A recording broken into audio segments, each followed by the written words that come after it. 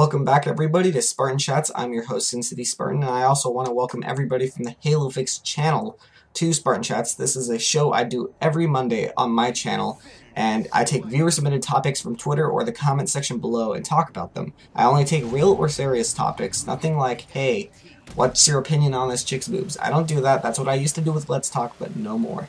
I've revamped the show, and it's way better now. I hope all of you guys will enjoy it here on the Halo Fix, and I hope all of you already on my channel enjoy it. So anyways, you guys are watching a game of Team Infinity Slayer on Perdition, and this was one of my first matches back on Halo 4 in a while. So you guys will see that my BR shot is off, and you guys will notice some really big fails. But one thing you guys will notice is that this is a tightly knit game. Like, we're only points away each, in each minute, and then by the end of the game it's 580 points to 590 points. My team's at 580 points. All I needed to do is get one railgun kill, but the shot did not connect. You guys will see that, and it ends up costing us the game. So I wanted to upload a game where you guys will see, some problems with Halo 4, because we're going to actually be talking about Halo 4. This week's topic comes in from Robert Salgado, who says, your next Spartan Chats should be about what should have been in Halo 4 initially that would have kept the population high. Well, I was actually discussing this last night with a fellow Halo Fix director, Gherkin, and we were talking about what made Halo 1, 2, and 3 successful, what made Halo Reach and 4 not so successful. And we're not talking about sales, we're talking about sustainable population. And kept, the population, what kept it high. So we look at 1, 2, and 3. Minimal gameplay changes, and there was a graphical update, each iteration. That's what kept it at a high population. Now, I'm not saying that's exactly what happened, but if you look at each one, there was minimal changes besides adding new weapons, new vehicles, new maps, adding old maps back in a new graphical environment. And that's what kept the game fresh. That's what everybody loved. It was keeping the game fresh, yet the gameplay did not change too much. Sure, it was altered a bit with the addition of the SMG in Halo 2, and it was altered a bit even more when you could pick up a turret and, the Spartan laser and certain new weapons. But the gameplay relatively stayed the same. There was no major change, and there was no minimal change, such as a game like Call of Duty.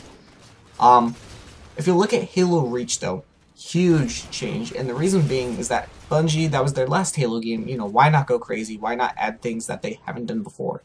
Some cool ideas that just didn't work out in a fair, balanced game. And balance is a hard word to come by with a game, but Halo balance, that's a word.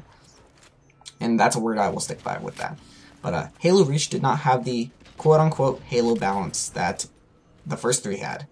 So what happened? The population depleted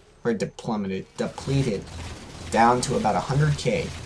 So when everybody looked at Halo 4, we were promised something new, something fresh, but something familiar. We got the new and fresh part, but not really familiar. The game was changed. It was altered. And that's because it was a huger departure from the Halo series than Reach was. They added in loadouts. They added in armor abilities, which, armor abilities were in Halo Reach, but this time there were certain ones that just made the gameplay too stressful. Along with that was Ordnance Infinity, or Infinity Ordnance, my bad. And that allowed you to, drop in an incineration cannon while someone else drops in a needler, and you have the winner right there. So, what could they have done in Halo 4 that would have kept the population high? Well, here's what they should have done. No loadout. Everyone starts with the same weapon like the first 3 games. Now, number 2. Infinity Ordnance can stay, but it cannot be random drops where, with the personal ordnance, hey, you get the choice of overshield, speed boost, damage boost, or, incineration cannon while someone else gets a healer. No. What it should be, already preset like it is with Team Throwdown V3 settings, where you have armor abilities. Certain ones, like Thruster Pack, Hardlight Shield, and Hologram work. Now, another thing is Sprint. Sprint is actually very debatable. Depending on which way you look at it, it can be added in or taken out. Sprint is made for those long-range maps, those big team battle maps that gets you around the map.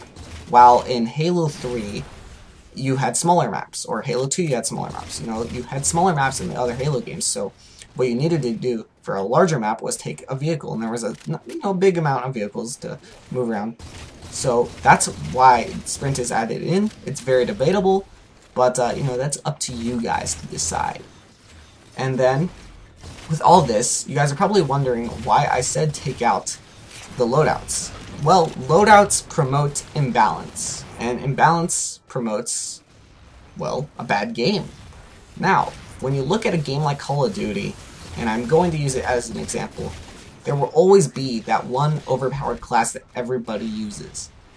Halo 4, the similar thing has happened with the loadout system. There's the DMR light rifle, plus the bolt shot, also jetpack with it, or active camouflage.